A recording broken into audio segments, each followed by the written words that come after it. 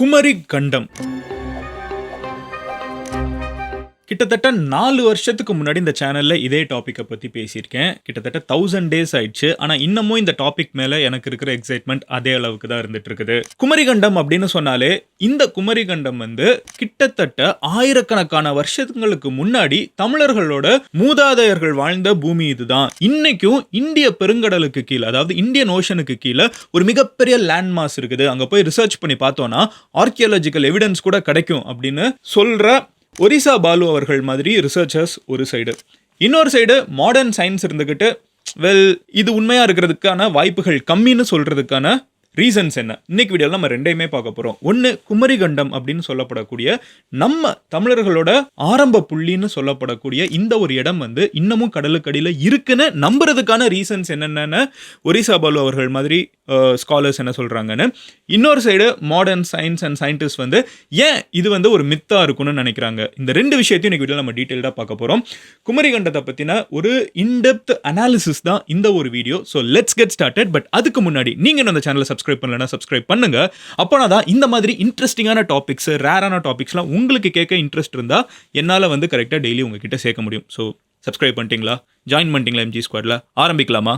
Hello everyone, நான் Madan Gowri and hello my dear MG squad. Time travel suit போட்டிங்களா? ஆரம்பிக்கலாம்.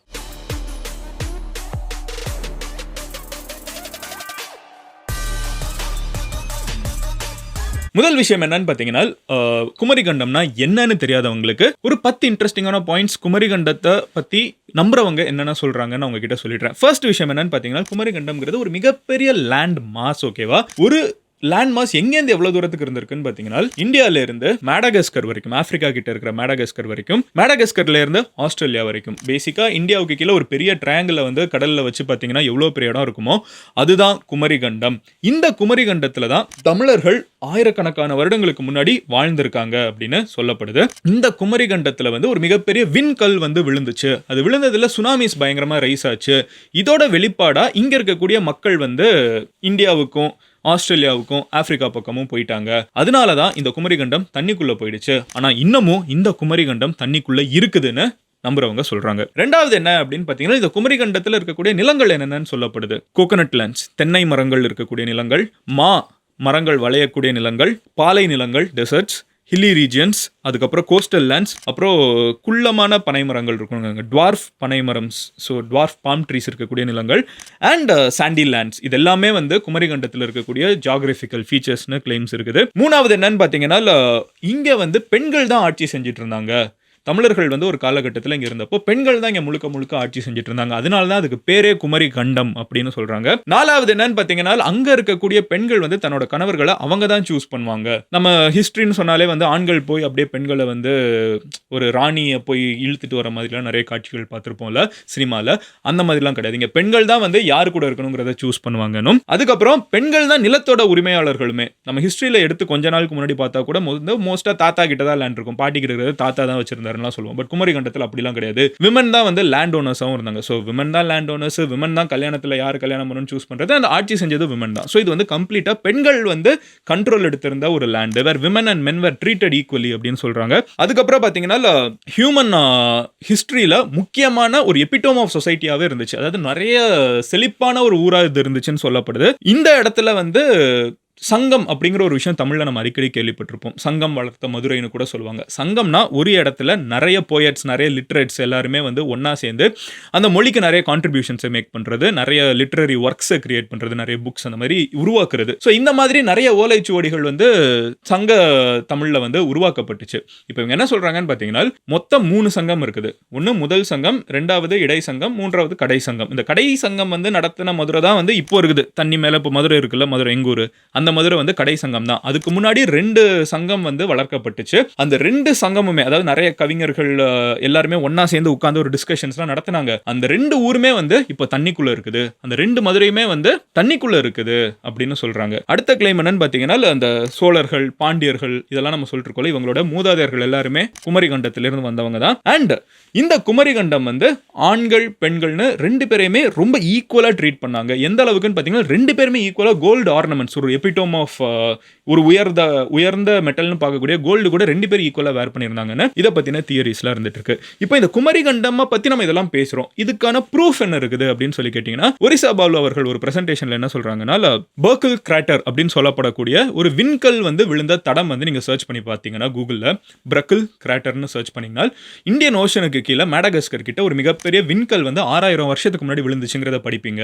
இந்த ஒரு விண்கல் விழுந்ததுனால தான் இந்த குமரிகண்டம்ங்கிறது தண்ணிக்குள்ள போயிடுச்சு அப்படிங்கிற ஒரு விஷயத்தை அவர் சொல்றாரு. ரெண்டாவது என்ன சொல்றாங்கன்னு பாத்தீங்கன்னா, நீங்க வந்து இன்னமும் அதுக்குள்ள போய் ரிசர்ச்சே பண்ண மாட்டேங்கிறீங்க. நீங்க வந்து கப்பல் எடுத்துட்டு போய் இந்தியன் ஓஷன்ல ஆழத்துல போய் தேடி பாத்தீங்கன்னா அதுக்கான ப்ரூஃப் எல்லாம் இருக்கும். இப்போ கூட பாத்தீங்கன்னா பூம்புகார் வந்து தண்ணிக்குள்ள போனதுக்கான சாட்சி இருக்குது, கீழே போய் பார்த்தா தெரியுது. துவாரகை வந்து தண்ணிக்குள்ள போயிடுச்சுன்னு சொல்றாங்க.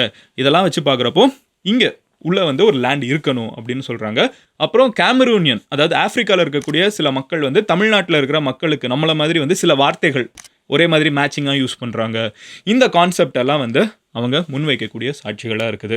இது லெமூரியன் கான்டினென்ட், அதாவது குமரிகண்டம், இங்கிலீஷில் வந்து லெமூரியன் கான்டினென்ட் சொல்லுவாங்க. அடுத்து நான் அதுக்கு வரேன். ஸோ குமரிகண்டம் வந்து இங்கே தான் இருந்துச்சு. இங்கே தான் தமிழர்கள் வந்து ஒரு மிகப்பெரிய செழிப்பான ஒரு மக்களாக, மற்றவங்கெல்லாம் வந்து காட்டுக்குள்ளே சுற்றிட்டு இருந்தப்போ இங்கே செழிப்பான மக்களாக தமிழர்கள் வாழ்ந்துட்டு இருந்தாங்க ஆயிரக்கணக்கான வருஷத்துக்கு முன்னாடியேங்கிறது தான் வந்து குமரிகண்டம் இருக்குது அப்படின்னு சொல்லக்கூடிய மக்களோட நம்பிக்கையாக இருக்குது. ஆப்போசிட்டில் நம்ம Lemurian continent science, modern science என்ன சொல்லுதுன்னு பார்ப்போம். மாடர்ன் சயின்ஸ் குமரிகண்டத்தை 100 வருஷத்துக்கு முன்னாடி ரொம்ப சீரியஸாக எடுத்து பார்த்துட்டு இருந்துச்சுன்னு சொன்னால் உங்களால் நம்ப முடியுமா? 100 வருஷத்துக்கு முன்னாடி லெமூரியன் கான்டினென்ட் அப்படிங்கிற ஒரு தியரி வந்து வெஸ்டர்ன் வேர்ல்டில் ரொம்ப ரொம்ப ஃபேமஸ். இன்ஃபேக்ட் மாடர்ன் சயின்ஸே வந்து அதை ரொம்ப சீரியஸாக பார்த்துட்டு இருந்தாங்க. லெமூரியன் கான்டினென்ட்டை மதன் இவ்வளோ நேரம் குமரிகண்டத்தை பற்றி பேசிட்டு இருந்தேன். திடீர்னு என்ன லெமூரியன் கான்டினென்ட்டுங்கிற ஒரு பேரை கொண்டு வரேன்னு பார்த்தீங்கன்னா, நம்ம குமரிகண்டத்துக்கு வெஸ்டர்ன் கண்ட்ரீஸில் வச்ச பேர் தான் லெமூரியன் கான்டினென்ட். ஏன் அப்படின்னு பார்த்தீங்கன்னா, கிட்டத்தட்ட 100 வருஷத்துக்கு முன்னாடி 1864 ஓகேவா, 150 வருஷத்துக்கு முன்னாடி 1864 பிலிப் ஸ்க்லேட்டர் அப்படின்னு சொல்லப்படக்கூடிய ஒரு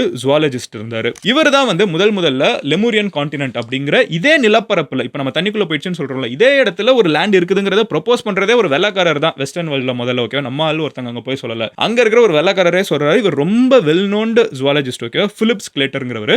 அவர் என்ன சொல்றாருன்னு பாத்தீங்கன்னா, 1864 லெமூர் அப்படின்னு சொல்லப்படக்கூடிய ஒரு பர்டிகுலர் உயிரினம். லெமூர் அப்படின்னா என்னன்னு பார்த்தீங்கன்னா, பார்க்கறதுக்கு தேவாங்க மாதிரி இருக்கும். இந்த லெமூர் அப்படின்னு சொல்லப்படக்கூடிய ஒரு பர்டிகுலர் அனிமல் வந்து மேடகாஸ்கர்ல இன்னமும் இருந்துட்டு இருக்குது, ஆனால் ஆப்பிரிக்காவில் கிடையாது. அட் த சேம் டைம் இந்த லெமூர் அப்படிங்கிற அனிமலோட ஃபாசில்ஸ், ஓகேவா, பழைய எலும்புக்கூடுகள் அதெல்லாம் வந்து தமிழ்நாட்டில், இந்தியாவில் கண்டெடுக்கப்பட்டிருக்குது. ஸோ நம்ம பிலிப் ஸ்க்லேட்டர் என்ன சொல்றாருன்னா, ஒரு ஐலாண்ட், ஒரு தீவு, அந்த தீவு கிட்ட இருக்கக்கூடிய ஆப்பிரிக்கால இல்லாத ஒரு அனிமல் வந்து ஆயிரக்கணக்கான கிலோமீட்டர் தூரத்தில் இந்தியாவில் வந்து ஃபாசில்ஸ் கிடைக்குது, அதாவது எலும்புக்கூடுகள் கிடைக்குது. அப்போ இந்த ஆயிரக்கணக்கான கிலோமீட்டர் தூரத்தில் இருக்கக்கூடிய இந்தியாவுக்கும் இந்த மேடகாஸ்கர் அப்படிங்கிற ஒரு தீவுக்கும் நடுவில் ஒரு மிகப்பெரிய நிலப்பரப்பு, ஒரு பெரிய கான்டினென்ட், இது கண்ட்ரியால ஒரு மிகப்பெரிய கான்டினென்ட்டே இருந்திருக்கணும். அவ்வளோ பெரிய ஒரு லேண்ட் மாஸ் இருந்தாதான் ஒரு அனிமல் வந்து இந்த மேடகாஸ்கர்லையும் இந்தியா அப்படின்னு சொல்லப்படக்கூடிய இந்த ஒரு நாட்டிலையும் கண்டுபிடிக்கப்பட முடியும். ஏன்னா கிட்ட இருக்கிற ஆப்பிரிக்காவில் இல்லை, ஆனால் இவ்வளோ தூரம் தள்ளி இருக்கிற 2 இடத்துல இருக்கிற நடுவில் ஒரு லேண்ட் இருந்திருக்கணும்.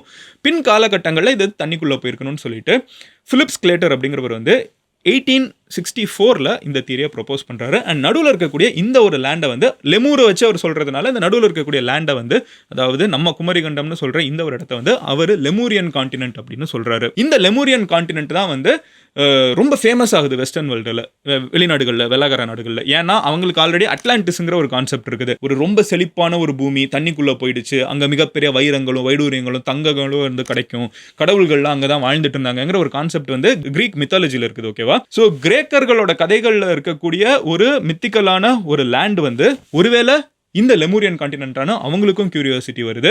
நம்ம ஊர்லேயும் இந்த குமரிகண்டம்ங்கிற கான்செப்ட் வந்து அதிகமாக பேசப்பட்டு இருக்குது. ஸோ இதை நிறைய பேர் வந்து ரொம்ப சீரியஸாக, இன்ஃபேக்ட் அந்த காலகட்டத்தில் இந்த ட்ரெஷர் ஹண்ட் எல்லாம் போவாங்கல்ல, அவங்க வந்து லெமூரியன் கான்டினென்ட், இந்த இடத்துக்குள்ள கடலுக்குள்ளே போனோன்னா வைரங்கள்லாம் இருக்குன்னு சொல்லி தேடி வந்த கதைகள்லாம் கூட இருக்குது. பட் இந்த ஒரு கான்செப்ட் வந்து 1912 அப்போ சயின்ஸ் வந்து மாற்ற ஆரம்பிக்குது. ஏன்னா 1912 நடக்குதுன்னு பார்த்தீங்கன்னா, ஆல்ஃப்ரெட் அப்படிங்கிற ஒருத்தர் வந்து ஒரு புது கான்செப்டை ப்ரொபோஸ் பண்ணுறாரு. என்னன்னு பார்த்தீங்கன்னா, டெக்டானிக் பிளேட்ஸ் அப்படின்னு சொல்லப்படக்கூடிய எர்த்துக்கு கீழே தட்டுகள் இருக்குது. இந்த தட்டுகள் வந்து வெவ்வேறு தட்டுகள் இருக்குது. இந்த தட்டுகள்ல எல்லாம் ஒரு காலத்துல ஒண்ணா இருந்துச்சு. கோண்ட்வானா அப்படின்னு சொல்லப்படக்கூடிய ஒரு சூப்பர் கான்டினென்ட்டா இருந்துச்சு. அப்புறம் நாளாக இதெல்லாம் பிரிஞ்சு போய் தான் வந்து இன்னைக்கு இருக்கக்கூடிய இந்தியா இருக்குது, இன்னைக்கு இருக்கக்கூடிய ஆப்பிரிக்கா இருக்குது, எல்லாம் ஒரு இடமா இருந்துச்சு. அப்படியே அதுல இருந்து ஒரு லேண்ட் பிரிஞ்சு வந்த இந்தியா வந்து யுரேஷியன் பிளேட்டோட மோதி இமயமலை உருவாகுது. ஸோ இதுதான் வந்து இப்போ ரீசெண்டாக சயின்ஸ் வந்து ரொம்ப ஸ்ட்ராங்காக நம்பக்கூடிய ஒரு பர்டிகுலர் தியரி. மாடர்ன் சயின்ஸ் வந்து இந்த டெக்டானிக் பிளேட்ஸ் தியரியை வந்து ரொம்ப ஸ்ட்ராங்காக முன்வைக்கிறாங்க.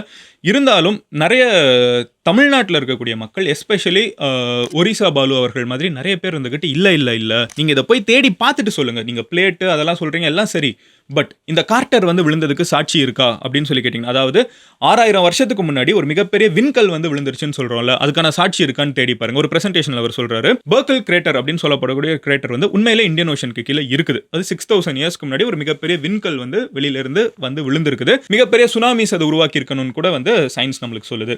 இந்த கல் வந்து விழுந்ததுக்கான சாட்சி கடலுக்குள்ள இருக்குல்ல, அப்போ அதே மாதிரி வந்து இங்கே போய் நீங்கள் தேடி பாருங்க அப்படின்னு சொல்லிட்டு இவர் சொல்ல மட்டும் இல்லாமல் இன்ஃபேக்ட் கோர்ட்டில் போய் வந்து ஒரு பப்ளிக் இன்ட்ரெஸ்ட் லிட்டிகேஷன் கூட போட்டிருக்காரு. இதை போய் இந்தியன் கவர்மெண்ட் வந்து முன்னெடுத்து பண்ணணும். இந்த கடலுக்கடியில் வந்து இந்தியர்களோட வரலாறு, தமிழர்களோட வரலாறு வந்து புதைந்து இருக்குது கடலுக்குள்ள, இந்தியன் ஓஷனுக்குள்ளன்னு சொல்லிட்டு ஒரிசா பாலு அவர்கள் முன்வைக்கிறாரு.